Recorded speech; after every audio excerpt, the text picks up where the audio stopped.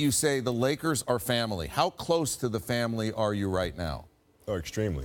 You know, I always will be. I mean, I always said, if you cut this arm open, man, I bleed purple and gold.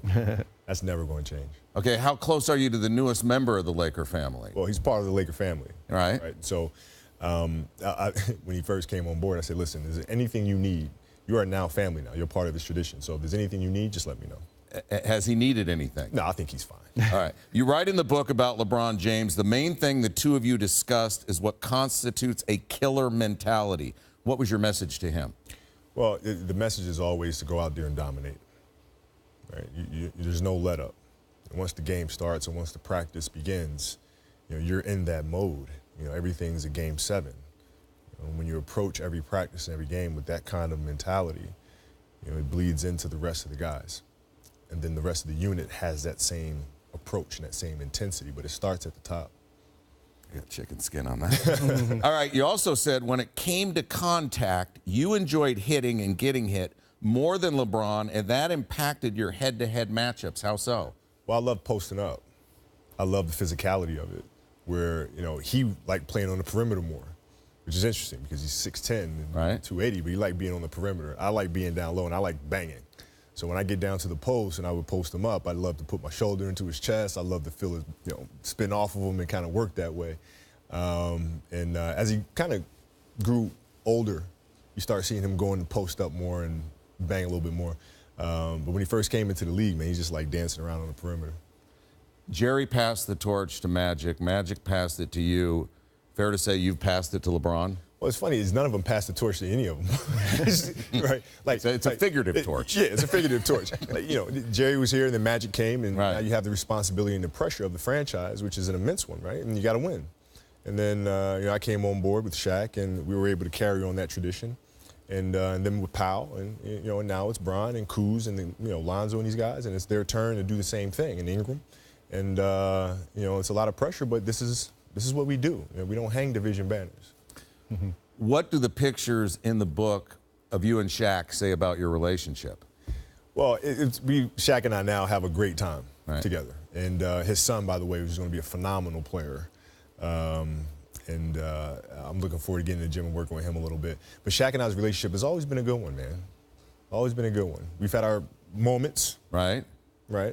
But through that friction, we managed to win 3 championships in a row. You speak to that friction a little bit, but say it was never about us. The media made it about us. What did you mean? Well, I mean, when you're playing in a market like Los Angeles, everything becomes magnified.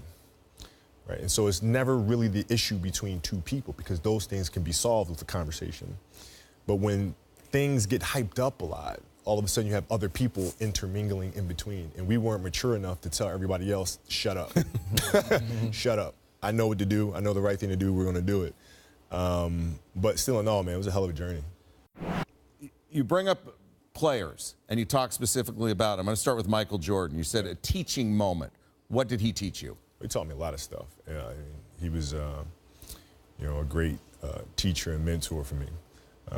But Michael was very tactical and very efficient with his movements. There was no wasted space. There weren't any wasted dribbles. I mean, he was very surgical with how he approached the game. And you can see it. I mean, he made the game look so easy.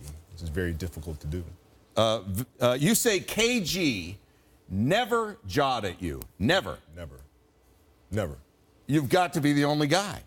Well, I mean, but KG, the object is to win the game, right? So, like, you know, there's certain players you don't want to talk to because he knew that was a losing proposition. It's going to make winning the game a little harder. You know what I mean? So, like, it's always the same thing with me. Like, I'm not going to talk to KG. It gets them fired up. Right. Then it picks everybody else up, and then off they go, right? You got to kind of, you know, identify who you can get in the head of, and then that's who you go at. Ruben Patterson made the mistake of talking that he might be the Kobe stopper. How did that work out for him? Well, I thought that was just a good business decision for him. You know what I mean? I even called Rube. I said, Rube, if you needed me to come out and say Ruben Patterson plays the best defense on me than anybody else in the league, I would have said that for you. I would have helped you get a new contract. You know? But just let me know. Right.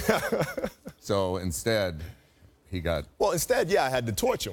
But like if you would have, you know, at least let me know, then I could have helped you out. Right. Yeah. You say Vince Carter brought out the best in you. How so?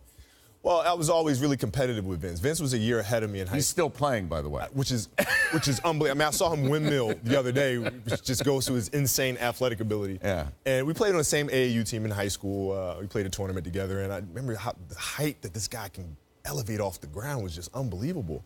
But he was the #1 shooting guard in that class, and I was coming up behind him. And everybody, Vince. I said, okay, I want to see what this is about, sort of thing. We never got a chance to go head to head. And then when he came to the NBA, that was a great opportunity to do that.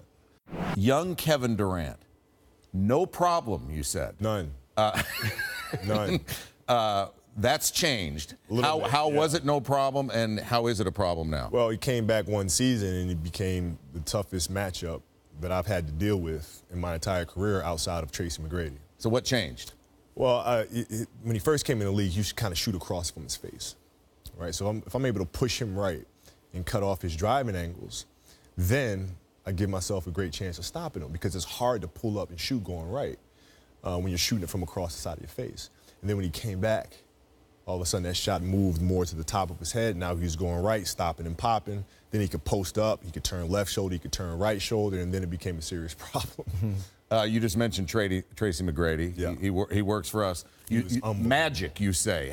I mean, you couldn't say enough good things about him. This dude was unbelievable, man. How so? Unbelievable. Because he could do everything. I mean, I think I told him one time, I said, bro, you could do everything I could do on the court, but you were 6'10". Literally everything. I mean, he had no weaknesses, offensively or defensively. And he was a nightmare to guard.